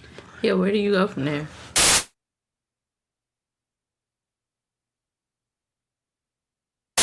And we're back. You know we couldn't leave you without this. Love After Lockup. We had to save it for the end. Yeah, because we take it all day. This episode was juicier than a motherfucker. I told you it was the lead up. The boring episodes were just a small sacrifice. Yeah. Yeah, because it was only 10 episodes. So. That's it. Right. And next week is the season finale. Yeah, Friday is the finale. So sad. Or this week, I should say. This Friday, yeah. So, we realized that Allah is, back on it. That. Yeah. I called it. I knew it. We all knew it. Yeah. Smacked up. I was like, this girl is in this bathroom having an entire episode right now. Yeah, she was totally going through withdrawal. But we do know now that she's back in prison. Yep. I don't know for what, though. Me neither. Probably violating parole. Yeah, I think because all of the cast signed NDAs, which we'll talk about that in a minute. So I don't think he can reveal what she went back to jail for until Friday night. Damn. Damn. So yeah. Girl, Canadian big face girl and Fat Kim and the Joker got back together. Yeah, and that's fine. Whatever. Yeah, whatever. Skill. Wait a minute, Skip. Skill. Yeah. I have a whole video about 5 minutes of him saying Skip. I feel like the scammer Lizzie, she's back. I think like John is back. We see her his girlfriend that looks like a fake Serena Williams try to gather him. Oh yeah, his homegirl tried. Yeah, she walked up. She was ready. Yeah, Charlene. She too dyed her braids with Kool-Aid like Miss from the story. Mm-hmm. She had OMG girl braids, and she's a woman of a particular age, but whatever. And she was just like, Hey, are you the one who supplied the money for her heroin? Yeah, he was just like, probably. Because, white people only assume responsibility when they shouldn't. I wouldn't be surprised if he was smuggling heroin to her. He smuggled the cell phone to her. Yeah. I don't think he's smart enough to smuggle heroin to her. I feel like he has some, I'm going to get my guy Johnny to dump some shit. I'm going to do this for you because you're my girl. Yeah. I love you. Because he's about to pay, $20,000 or $10,000 for a lawyer for her for that charge. You better let her ass rot for 8 years. Word. If you know to do wow. That's super wild. I didn't know that he was about to pay money for... they talked about it in the episode because Serena No Williams, she asked about the new lawyer, and he was like, yeah, her lawyer costs he said the price. I didn't know he was going to pay for it, but I guess I should assume and then that's when she tried to gather him again, and that's when she left because she was fed up. Yeah, she left her Ford Focus. Yeah. Shut up. Or Dr. G. Yeah, her RAV4 just peeled off. Just scared. Chevy Cavalier. Anywho, I don't know. Okay, so our Nubian White King, John B. Garrett and Jonna. I hear that there's word on the street. Do you want to talk about it? Give us the tea. Garrett and Jonna broke up. Yeah, I read. And Garrett has a new girlfriend. Prison Bay. She's also in prison, so they have things in common. Well, she's out. So I'll explain. So they have... Okay, go ahead. So... Tatyana Jr. always got the juice. Always. Jonna posted this whole thing on her Instagram account. It's the woman's mugshot. Oh, let me put my glasses on. Yeah. It's hard. This makes her face look like she looks like she looks like a Klingon with that. But she has like box braids. Half of them are burgundy, half of them are black. Oh, she's a black woman? Yes, she looks like Zoe Kravitz. Sense. Oh, okay. I figured he'd end up with a black woman. Yeah, that's more fitting. Yeah. So I feel like he must be off of parole then. Had to, because he needed her. Right, for the house, for the address to check in. Yeah. So he must be off. So she writes on Instagram, so I can't spill all the tea because I actually follow my NDAs that I signed, but I mean, what can we expect from a guy who's known for breaking the rules, am I right? You was down She's for a it. fucking psycho. Anyways, first and foremost, let's give a nice warm welcome to Nelly, aka Miss Natural. She wanted to be known, and I like to help the less fortunate, so I'll throw a dog a bone. One day that sounds racial. Yeah, right. It does. One day saying it's racist, but it's racial tones on that. Yeah, absolutely. One day, I checked my mail to find a ton of advertisements for attorneys, all addressed to this majestic criminal picture above. I decided to look her up, only to find out she was arrested for felony possession of marijuana and worked at a strip club that a, quote, guy I know frequents. So I gave him a ring, and he denied knowing her on a personal level, but informed me that he was with her the night she was arrested. This kind of cleared up of how my address was used, but not fully. I decided I didn't care enough to look more into it. So as I let it go, surprise, the cops show up at my door at 1 a.m. looking for her. Now the dogs are riled up. I'm woken from my slumber, and your bad choices are officially affecting my life. So now I take this time to investigate, and a man I was delightfully entertained by the information I discovered. More to follow next week after the season finale of Love After Lockup. Do we have another hashtag hot felon babe among us? Oh, she thought she was being shady boots. So he picked up a girl from the strip club. Yep. Mm-hmm. That him and the boy, white boys look red in the moonlight, frequent. And so he, he met, I don't know what her stripper name is, Burgundy, because that sounds like a stripper name. Yeah. Yeah. Or Red. Ebony, yeah.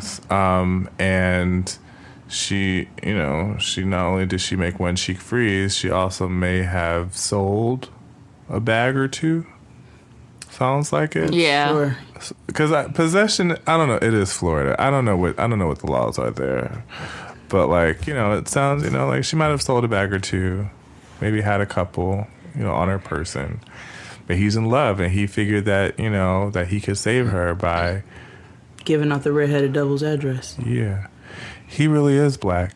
Yeah. Because she's not from Florida. She's from New Jersey. According to the new girlfriend. Oh. Because now her and Garrett, the new girlfriend, the black girl, now her and Garrett live together. Oh. Yeah. He left, what's her face? And now he lives with this girl. Because they don't get married, I can tell, in the previews. It doesn't seem like they get married. And they just had their engagement party a month or so ago. So they just stopped filming. I don't think they captured their engagement party. Garrett and the new girl? No, Garrett and the redheaded devil? Yeah. They had But I thought in the preview they showed that they have like a wedding. No, they had a wedding, but they never got married. She didn't want to do it. Got it. And they had their actual engagement party or bachelorette party like last month. And they took a picture, and it was on her Instagram. But this new girl, she just moved to Florida from Jersey like 3 months ago. So I'm not sure how long her and Garrett been fucking around. Probably a month and a half at most, 2 months. But now that's who he lives with, and they're him and Johanna, their engagement is off. They're done. They don't even speak. She claims he didn't cheat on him. She said he's a lot of things, but he's not a cheater. So I'm not sure. He didn't seem like a cheater. What's the timeline of what? But yeah, he has a new girlfriend. They live together. Yeah, he doesn't seem like a cheater. User, maybe. Yeah. That's so interesting. But moving along. Black Mormon weave lady and baby Nuck and the curious case of child neglect and abuse. Yes. So Black Mormon weave lady puts together supper, because that's what I imagine they call it in Utah. And set her children down. With Pepsi or Shasta Cola and a crystal decanter. Yes. She put Shasta in a... Yes. Or just cola. Yeah, cola. Dr. Thunder. Yeah. So...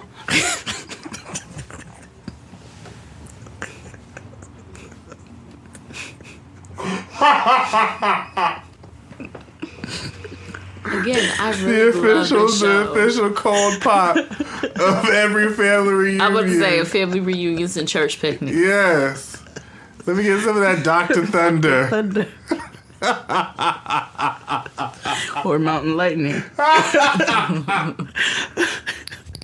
What you want? Sprite? Well, they got this lemon lime. Yeah. I never forget when I went to my grandfather's house. And he was like, you want a pop? I'm like, what do you have? Dr. Thunder and Mountain Lightning. I was like, You're Dr. Thunder. What is that? What are those? Word. What are those? So she puts the Dr. Thunder in the crystal decanter that she picked up from the Dollar Tree. Yeah, absolutely. And tells the children that they need to pack post-haste. Because they're leaving like thieves in the night. In 4 hours. To go to 700 miles. To drive 700 miles to go see Baby Nuck. In LA. To meet their new papa. Now, I do want to preface what I'm going to say. Actually, I'm not going to say it. Because y'all were thinking it. Don't say it. So there's 3 children, right? Now, 2 of them were anti, which we're going to get to, my king and queen. We're going to lift them up in prayer. Yeah. But the 3rd one was, Papa, Papa, Papa. Because she was younger when her mother started, quote, dating Lamar. Yeah, so and like 6 years, and so the child's 9. She's 9? She's 9? I thought she was like 4. I know, but I thought she was like 4. Yes. Papa, Papa, Papa, Papa, Papa. In some fashion, she is 4. I'm not saying anything else. However, I'm just saying this is an issue. There is an issue here. So because and this is what my concern was. Because clearly, I don't want to say the child has special needs, but there's something there. And you're going to invite this stranger-ass man into your house, your home, with a teenage daughter who's 16 years old, growing, blossoming. You know what I mean? Like, that's not... And the child saying, Papa, Papa, she's not necessarily, like, cognizant. You know what I mean? No. Like, that's not okay. She's 9? Yeah. Anywho, back to... Sorry for my commentary. Because that's been fucking with me the whole week. Yeah. Because I'm like, no. And then, fuck it, watch the episode. And then she had the audacity to pay her daughter, to offer her daughter money. Okay, so wait. So they jump in the car, right? The kids are very anti. They are asking. They hate California. That's how pissed they are. They're like, this is dirty. Asking the appropriate questions though before they go. They said, the little boy was like, Tennyson, which is a really great name.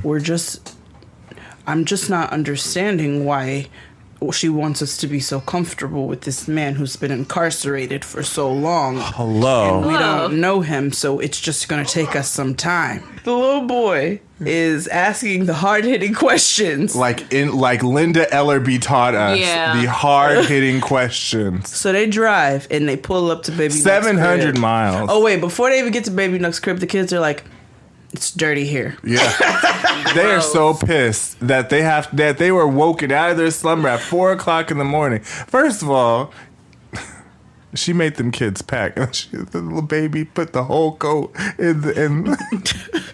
After she told the baby they was I was going like, to y'all the are going to and you let this baby put a coat. Excuse me, she's 9? Yes.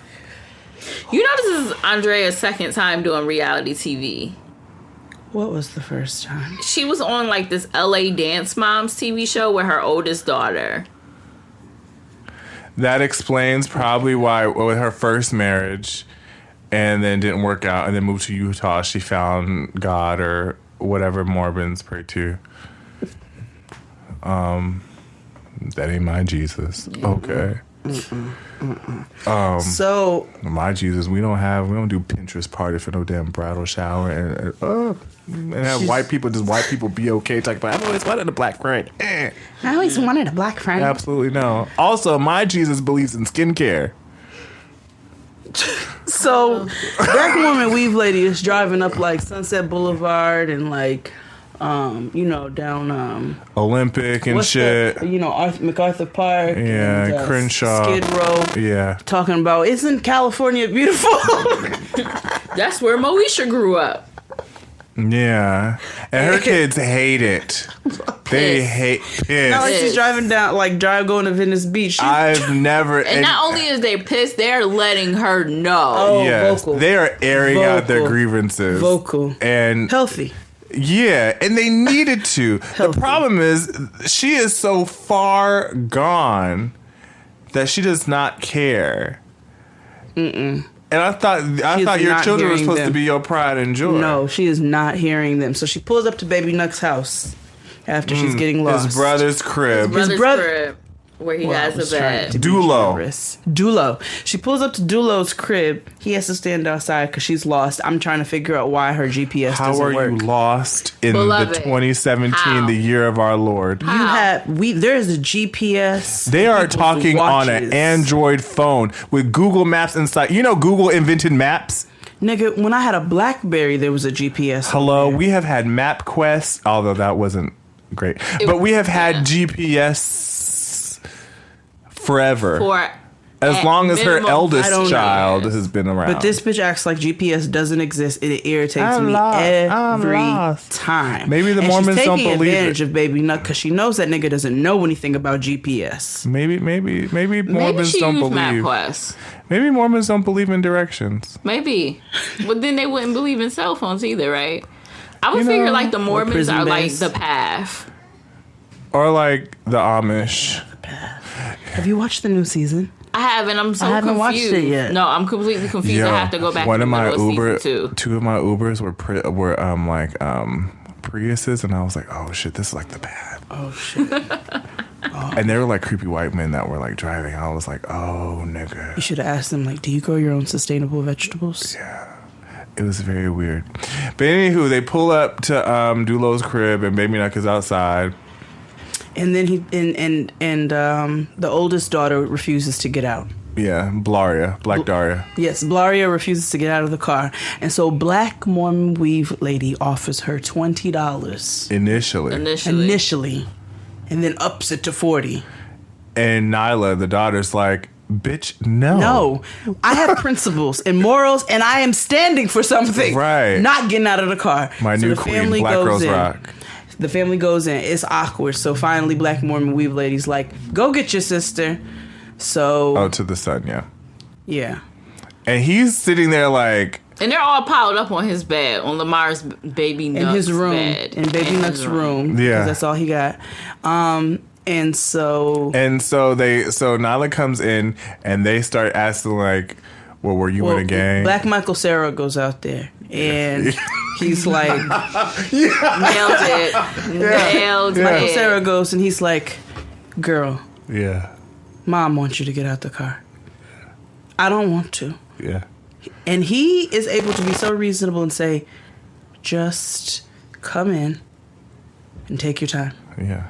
So she gets out the car and she goes in the house and she is not wasting any time. Get into the room. We get to the rut.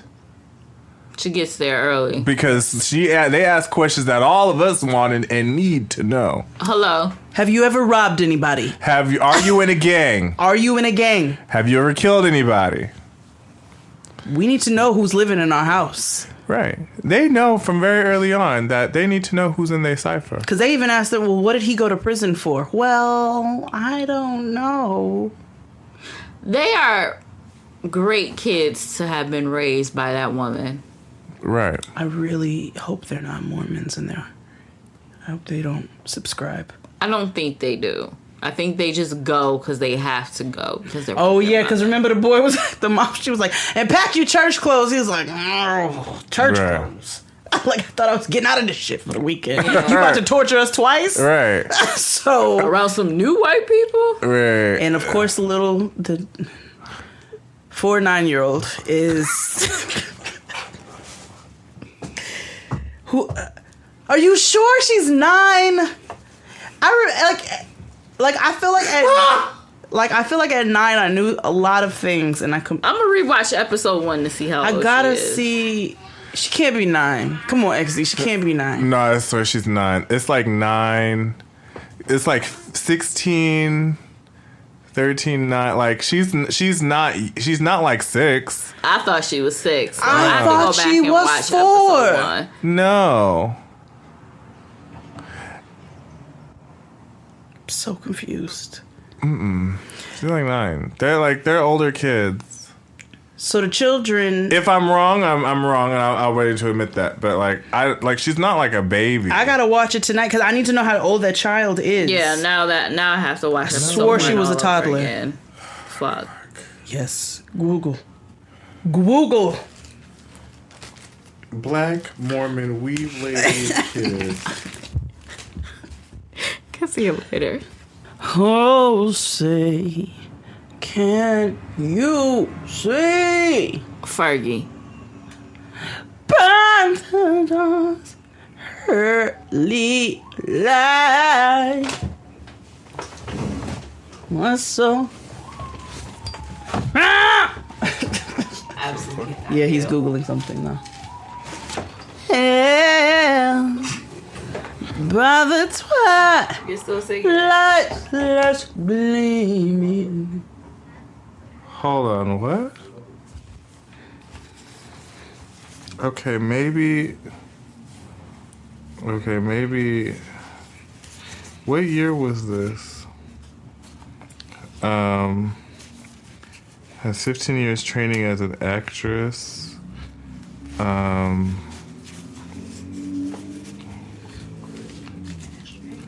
Andrea C. Edwards Awusu.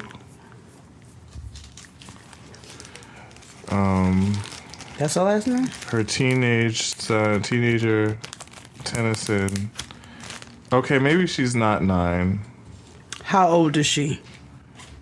Hold on, with the 10-year-old aspiring, I'm confused. She said, at times Priscilla fights her older sister, but I don't think that's the child. The baby's name isn't Priscilla, is it? I don't know. We gotta watch the episode. I don't know, because this doesn't seem like. I'm confused Is that too. from the old show? Yeah, this looks like from Stage Moms, but I don't know how long ago that was. So anywho, we'll watch it and you let us know. I'm going to watch it tonight. Same. I'm texting everybody. And you can tell everybody. I'm the man, I'm a man, I'm the man. Who sang that? L.O. Black? He sounds like Darius from Hootie and the Blowfish.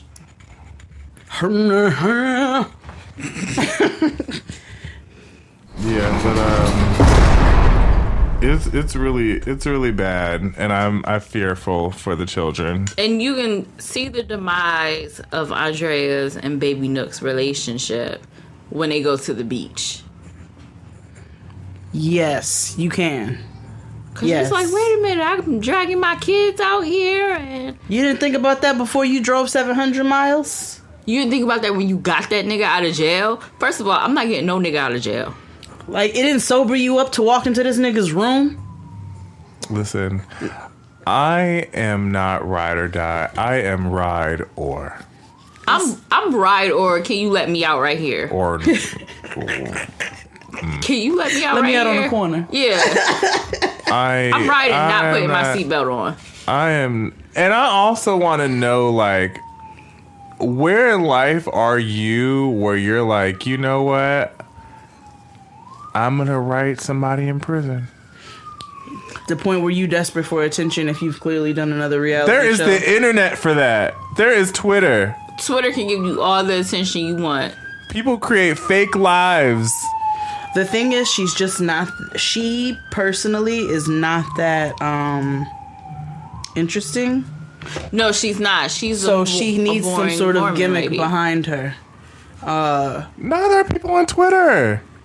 That's also true. No, but she could sell soap and body butters. She would have to. She can't even install a weave. I'm not buying no body butters from her. Neither can people on Twitter, and they do that. Yeah, but they got decent weaves or nice dreadlocks. Rest in peace to Bell Butters. Not the actual person in the business. She uses white people lotion. Yeah. Like she I'm not buying. She used that cocoa butter that comes with the brown top. The Queen Helene's one. Mm-hmm. Yeah, the one that makes you more ashy. Yeah, at the dollar store. I'm not buying shit from her. Not like that. Maybe she wears bodycon dresses to everything. Yeah, and she looks nice in them. Yeah, but she wears them to everything. Yeah, she does. She's me. She buys her bathroom soap from the dollar store and stretches it with water. All right. Well. I think that's it. Oh, I did want to talk to you about Siesta Key since you're here. I'm so excited. Let me out on the corner. You have to watch Siesta Key. It's good. But Jay, deep down inside, you like watching white people destroy their lives.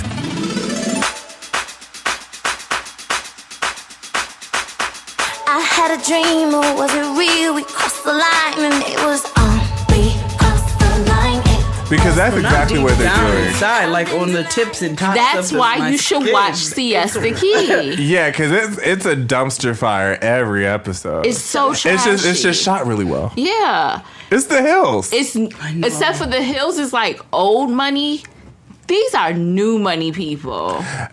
Only like 2 of them have money. Everybody else is very poor. The thing is, I went to Wakanda, and now that I'm back, that's what makes it even more funnier. Now that I'm back, white people are like that. Like, I don't know if anybody's ever seen the Twilight Zone movie where the man just sat in the chair all day and watched TV and he didn't have no mouth. Like, it was almost like a blank face, but it had eyes. That's how I would feel watching Siesta Key. Okay. That's today's show. Thank you, Tatyana Jenene. Yeah. Thank you for having me. Tatyana Jenene has brought back House of Music. Hey. Yes. With just herself, as it always should have been. Okay. All right. Don't put a question mark where God put a period. Hey! That's a word. Praise the Lord. Yes. We're moving on up to the east side. Get your tickets for Los Angeles. City of Angels. Sounds also like it's a whole weekend of Jade and XD. Yeah, might be a 420 shindig. Yeah. So stay tuned for details. Yeah, Jade's more famous than me, so she's doing stuff. I'm just going to be a spectator. Maybe I'll do something that Sunday. Anyway, bye guys. Bye. Peace. This episode of Jade and XD was produced by Abraham Kevin Quezada.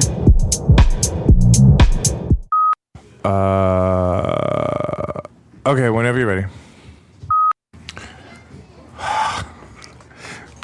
The problem is you're going. Okay. About to get my thespian on Wakanda style. Actress. God damn it, this computer keeps freezing. Stop. Okay, there we go. Sorry. I'm sorry. God damn it. Should I keep going? Yeah, because you already went through it. Okay. You can't be serious. Why is this shit getting louder?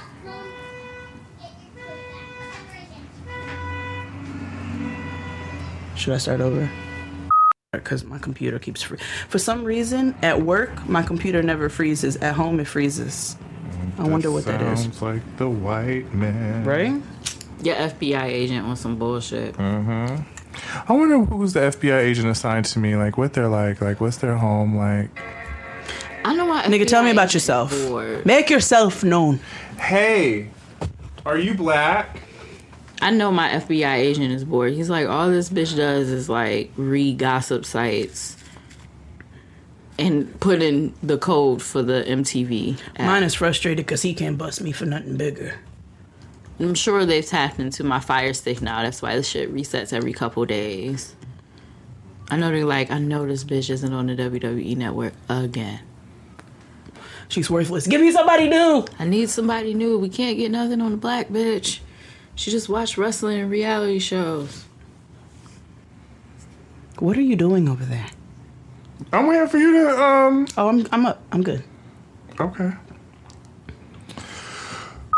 And eventually she ends up on Brewster Place with her hussy friend after her son skips out on bail. Mm-hmm. Basil is an asshole. And she meets her first lesbian couple. Yes. That is her backstory. Mm-hmm. Yeah. All right. Yeah. I always thought it was funny that the lesbians were the first ones breaking down the wall. Because, you know, they strong. Shut up. No, they wasn't at the wall. Because they was at the hospital. They were there. The lesbians were not there. The first person to start breaking down the wall was Maddie, and then whoever Jack A played. That's Oprah. Oprah loves being in like. Yeah, the order was Oprah, Jack A, Lynn Whitfield, Robin Givens, and then everybody else. Like I think Leon comes in after Robin Givens, because that was her boyfriend. Hold on a second. That was the cast. Okay, an ensemble. Where Robin Givens? I'll tell you where Robin Givens is. Robin Givens does gay YouTube softcore soap operas now. Yeah, girl. I believe it. Almighty have fall. I believe it. On the next Alternative Black History episode, I'm going to tell you all about how the backstory about how Robin Givens is the first person for somebody to refer to with crazy eyes. We're doing an episode of Nehus. Okay. All of the songs we can find with a Nehu. Fine by me. And the conjugated one. Nehi, Nehi, Nehi. From the moment I saw you, I was out of my mind. I'd never been fatal, a love at first sight. But you got the magic, boy, that I just can't explain. Well, you got a way that you're making me feel like I can do anything for you, baby. I'll be down with you, baby. Hold on and enjoy the ride. I'm down on me and it. You can fly now, baby. Down, baby. Baby, let's fly whatever you want from me. I'm giving you everything. I'm your baby tonight. I'm giving you ecstasy. I'm giving you fantasy. I'm your baby tonight. I'm your baby. Whatever you want, boy. Y'all did that. You guys ready for your last final story? This is the last call. Oh, I was waiting for rest. This right here's the penny dropper. Rest in peace to him. He's not dead. He just hasn't made good music since then. True. Very true.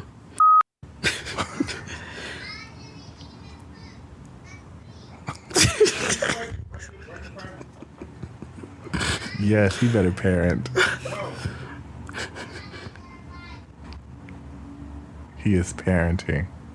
This is like episode of This Is Us, like right here. This Randall. Yeah. Hood Randall. Yeah. Randy. Rayshawn.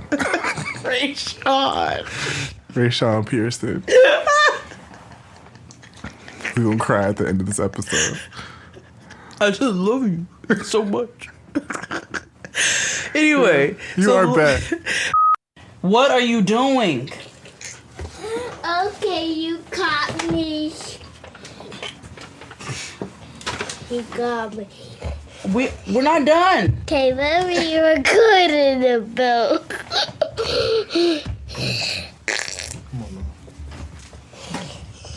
Okay, then let's record. What do you want to record? Yeah, what do you want to record? The mic is on, so go ahead. Don't touch it. Hi. You can't hear them say hi back. Why? Because they're not on yet. We're recording so that they listen to you. Nah, stop it. Don't touch. Hey. Well, you gotta say something. What do you want to talk about? You want to talk about Elmo or something? You want to sing a song? Yeah.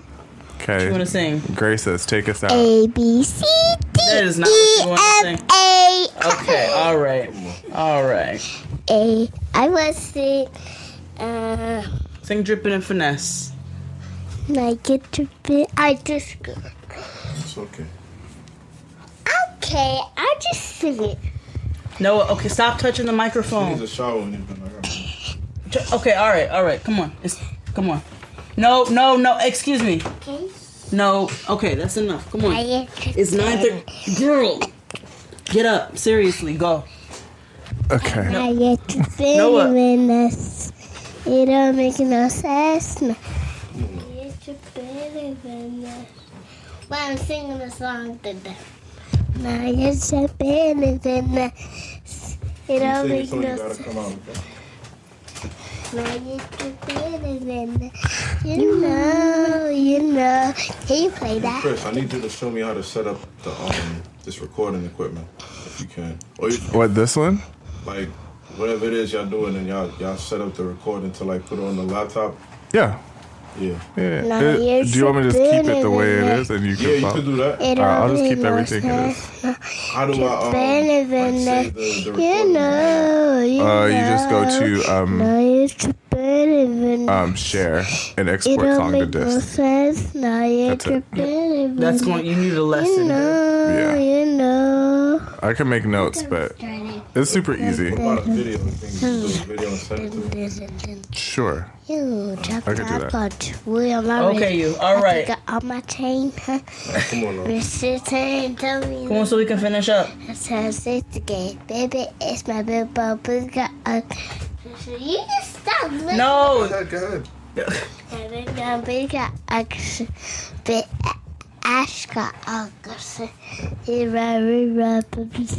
What are you singing? She's rapping Cardi B. Oh. Cause I get like if you look up, okay. You know it was putting pain out. Ooh, don't we look good together? There's reason I knew what my love. And don't we look if ever. But tonight I'm gonna show you how I know what to you. Which whole will get me next to do. My baby don't play. Baby, no, my collar. Some baby don't mean some mesh. Shift it down on sight. That's right. And now you're tripping in Venice. It don't make no sense. Now you're tripping in Venice. You know. You're tripping in Venice. It don't make no sense. Now you're tripping. A little louder. You know it, you know it. Trying to find the ladies in your ladies love. Telling she don't wanna fight. Telling she don't wanna sit. This ride on my side, in my DM. Feels so good to be us. So go with the car, you got go. Hey, so go so the best.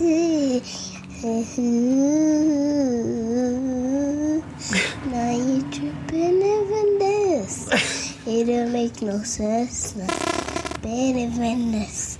No, you know it. No, better than this. It don't make no sense. Now you're tripping even this. You know. Good job, Cookie. Ew. All right, bath time. You got paint all over yourself. Okay, so work's done and you're craving something spicy and salty. I know. What I do is snack on Blue Diamond wasabi and soy sauce flavored almonds. They're so good, and almonds are a superfood. Don't deny your cravings. Eat them. Blue Diamond almonds. Crave victoriously. Okay, so work's done and you're craving something spicy and salty. I know. What I do is snack on Blue Diamond wasabi and soy sauce flavored almonds. They're so good, and almonds are a superfood. Don't deny your cravings. Eat them. Blue Diamond almonds. Crave victoriously.